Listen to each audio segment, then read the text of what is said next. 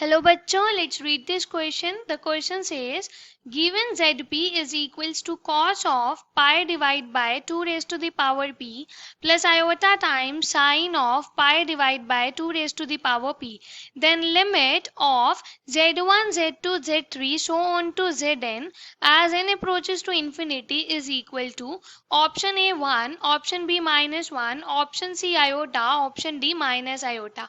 इस क्वेश्चन में हमें ZP की वैल्यू दी है और हमें Z1 से लेके Zn तक का प्रोडक्ट फाइंड करना है एंड n जो है वो इंफिनिटी को अप्रोच कर रही है, हमें लिमिट फाइंड करनी है.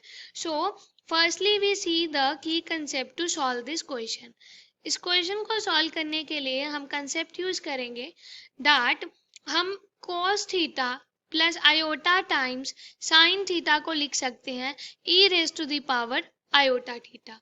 एंड अगर हमारे पास कोई जीपी सीरीज है a plus a r plus a r square and so on to a r n, तो ये सम इक्वल होता है a multiplied with 1 minus r raise to the power n divided by 1 minus r where this modulus of r is less than 1. इस formula को use करके question को solve करेंगे. Question is of easy level. Let's start solving the question. यहाँ पे हमें given है ZP is equals to cos of pi divided by 2 की power p plus iota times sine of pi divide by 2 की power p. अब यहाँ से अपना फॉर्मूला यूज करके हम इसको यहाँ पे ब्रैकेट है, इसको हम लिख सकते हैं this is equals to e raise to the power iota pi and यहाँ पे 2 की पावर p. तो यहाँ से हम Z1 फाइंड कर सकते हैं. p को 1 पुट किया तो Z1 क्या हो जाएगा e की power iota pi divide by 2 की पावर 1 दैट इज 2. यहाँ से Z2 क्या हो जाएगा e raise to the power iota pi divide by 2 की पावर 2. सिमिलरली Z3 क्या हो जाएगा e iota pi divide by 2 की power 3 and so on to Zn की वैल्यू आ जाएगी e raise to the power iota pi divide by 2 की power n. अब हमें क्या करना है, इन सब का प्रोडक्ट और लिमिट फाइंड करनी है. So limit n approaches to infinity Z1 Z2 so on to Zn is equals to limit n approaches to infinity. Z1 की वैल्यू है e raised to the power iota pi divide by 2 multiplied with e raised to the power iota pi divide by 2 square multiplied with e raised to the power iota pi divide by 2 cube and so on to e raised to the power iota pi divide by 2 raised to the power n. सो यहाँ से ये सारे base जो है वो e है और ये मल्टीप्लाई हो रहे हैं तो पावर्स क्या होंगी, ऐड हो जाएंगी.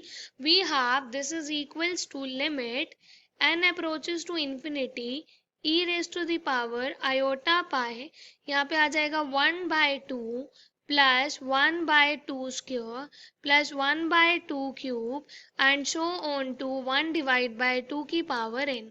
तो ये जीपी सीरीज बन रही है जिसकी फर्स्ट टर्म हाफ है और कॉमन रेशो भी हाफ है. तो यहाँ से फॉर्मूला अप्लाई करके आएगा limit n approaches to infinity e raise to the power iota pi, यहाँ पे हमारे पास आएगा a जो कि हाफ है मल्टीप्लाइड विद 1 माइनस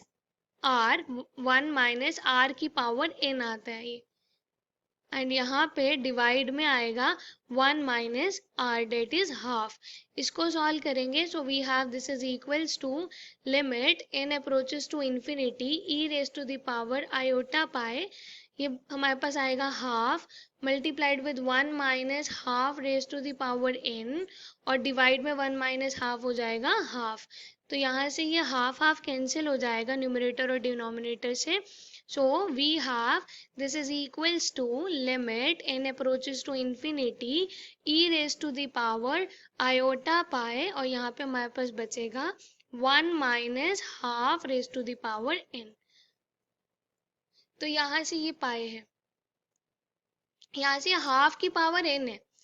तो अगर हम 0 से छोटा किसी नंबर की पावर इंफिनिटी कर दें, n अप्रोचेस टू इंफिनिटी है तो वो और छोटा होगा, दैट मीन्स वो 0 को अप्रोच करेगा. तो जब हम n को इंफिनिटी पे अप्रोच कराएंगे तो 1/2 की पावर n जो है वो 0 पे अप्रोच करेगा. So this is equals to e raise to the power iota pi multiplied with 1 minus 0. So यहाँ से आएगा e raise to the power iota pi, और इसको क्या लिख सकते हैं, वैल्यू होती है इसकी cos pi plus iota times sine pi, and cos पाई की वैल्यू होती है -1 और sin पाई होता है 0.